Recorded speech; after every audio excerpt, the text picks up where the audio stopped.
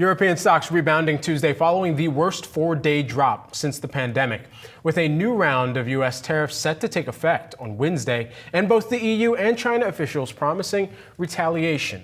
Are investors in for more near-term pain? That's the big question. Joining us now to answer that question, Alastair Pinder, who is the HSBC head of EM and Global Equity Strategist. Great to have you here with us. And so, as you're looking across some of the EM, the emerging markets, and some of the other global equity plays, what are the ways to safeguard your portfolio from the impending tariffs and the increasing or hopeful negotiation talks?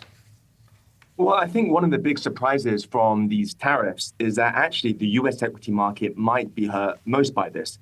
And one of the reasons for that is because the nature of the US tariffs mean that a lot of the US corporates can't use these things like dual source supply chains or even substitution to try and navigate some of these increasing costs. And so our models basically say that based on the current proposed tariffs that Trump has put out, that could hit S&P 500 earnings by around 8%. Now compare that to some areas like emerging markets, even China, which is at the front of these reciprocal tariffs. Our estimates say actually the earnings impact for that market could be closer to 4%.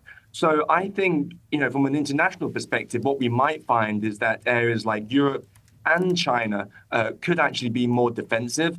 And bear in mind, there's also sort of a policy response aspect to this as well, where both in Europe and in different emerging market economies, what we could see is governments unveil new fiscal stimulus packages to support growth, and that should offset some of the tariff headwinds. So, Alastair, what is your best tariff playbook idea then? Is the thesis that we should be looking to countries that are set to offer policy offsets through the likes of stimulus? Should we be looking at countries that are in negotiations with the U.S.? Trump recently posting about negotiations with South Korea, obviously Japan first in line. What is the right playbook? So, let's just be, call a spade a spade. There is no playbook. We've never been in this kind of, situation before. But I think your point is a good one, which is I think you have to focus on economies which are basically going to be able to offset some of these headwinds through their own fiscal stimulus. I think trying to play a game where we're trying to decide, well, who might negotiate and who might not negotiate a tariff deal is quite a difficult situation. But knowing the markets which have that room for fiscal firepower to offset a more negative scenario, I think is the way to play us at this point. And that's why in a global context, some of our favored markets include Germany, and also China at this point. And so that's how we like to play it at this juncture. You didn't say Japan, and that's been one of Warren Buffett's famed kind of trading house plays right now. Why not?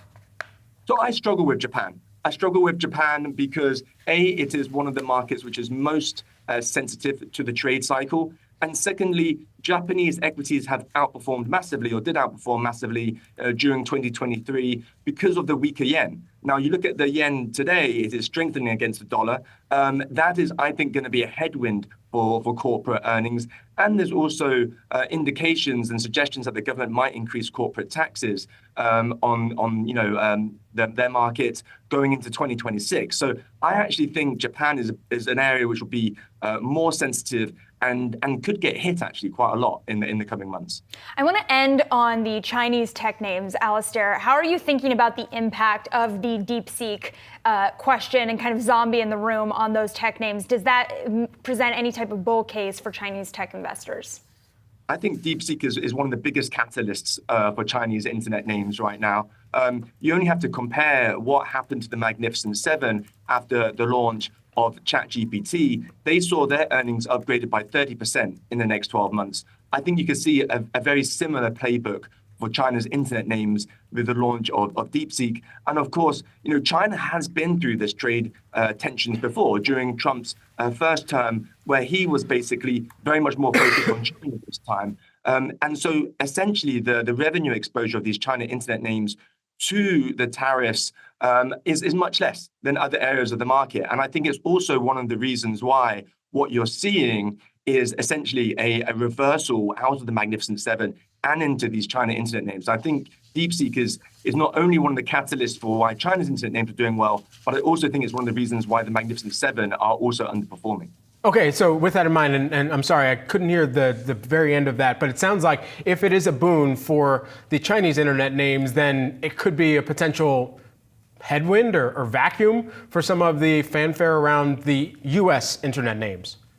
Completely, yeah, and that's what I think is basically triggering this reallocation globally. I mean, think of a couple of things here. First of all, the Magnificent Seven trade on 22 times earnings, and that's a big derating from where we were just a few months ago. But China's internet names are still only on 15 times, so you've still got a big discount, and you now have an alternative AI play. And the other thing to bear in mind is that these Magnificent Seven have plowed capex. So the big question we're asking ourselves is, what's the return on investment on this capex? Whereas in China, these internet names haven't done that same kind of capex and are able to monetize it probably at a much higher ROI than what we're seeing in the US. Alastair, thanks so much for taking the time here with us this morning. Really great insights and context. Thank you.